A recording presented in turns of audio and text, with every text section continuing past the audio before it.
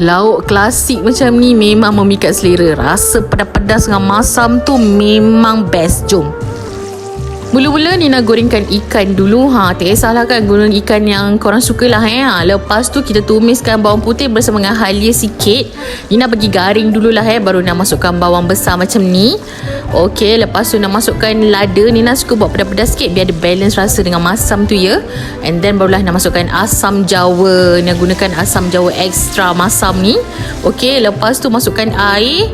And then tunggu dia menggelegak macam ni. Masukkanlah perasa gula dan garam tu. Masukkan lada besar sikit dan seterusnya bawang di akhirnya.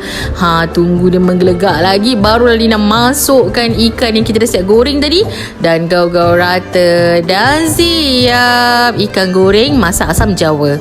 Korang bayangkan makan dengan nasi panas-panas tu kan, ya Allah, lauk ni je dah sedap dah. Okey, tu saja kali ni. Bye bye.